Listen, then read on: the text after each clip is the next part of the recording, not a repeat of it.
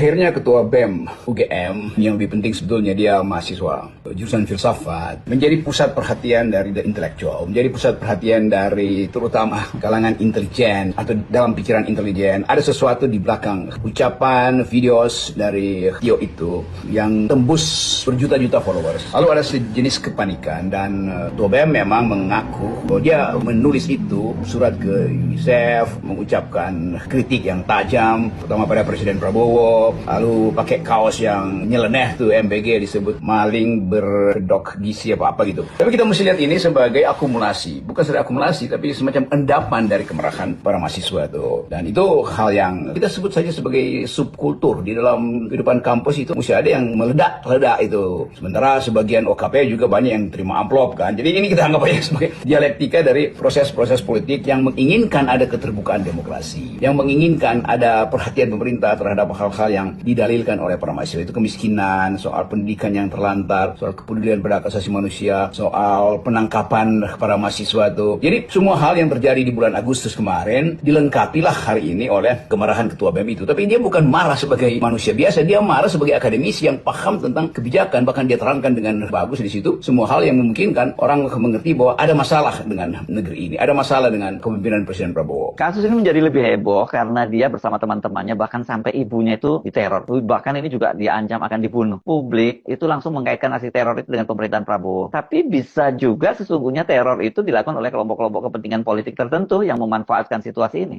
Betul, Herso. Saya menduga bahwa banyak yang marah, tetapi kalau pada akhirnya dia diancam secara fisik bahkan disebut mau dibunuh, itu yang bermain di situ pasti di belakang layar. Jadi sebetulnya kita mau paham sebagai orang yang ada bertahun-tahun dalam dunia itu, yang diucapkan oleh Ketua BEM itu benar adanya, faktanya ada di situ. Tetapi impact-nya itu sangat mungkin jadi bahan justru dari mereka yang ingin ambil keuntungan dari krisis politik. Nah itu yang nggak boleh tuh. Karena tetap yang kita sebut pikiran mahasiswa itu nggak ada urusan dengan makar, nggak ada urusan dengan kebencian personal. Semuanya disampaikan dalam pengertian civilian value. Jadi kalau dia diancam, saya nggak percaya itu yang ancam itu ada presiden. Nggak mungkin Presiden Prabowo mengancam itu tuh. Di belakang itu banyak, sebetulnya the fifth column. Kalau kita pakai istilah-istilah intelijen, fifth column artinya koloni kelima yang mau mengambil keuntungan dengan menyebar teror pada si Ketua BEM ini. Jadi saya kira Ketua BEM nggak usah takut bahwa yang dia alami itu adalah biasa dan semua orang mengambil risiko di dalam upaya untuk menegakkan demokrasi. Yang lebih penting adalah pastikan bahwa gejala ini akan berlanjut. Jadi kalau pemerintahan Presiden Prabowo terlalu kuping tipis, maka itu justru umpan yang sedang ditunggu oleh kalangan oposisi itu, yang ingin ngompori supaya si Ketua BEM ini ditangkap, yang ingin ngompori supaya Ketua BEM ini dianiaya sehingga terjadi krisis politik. Saya kira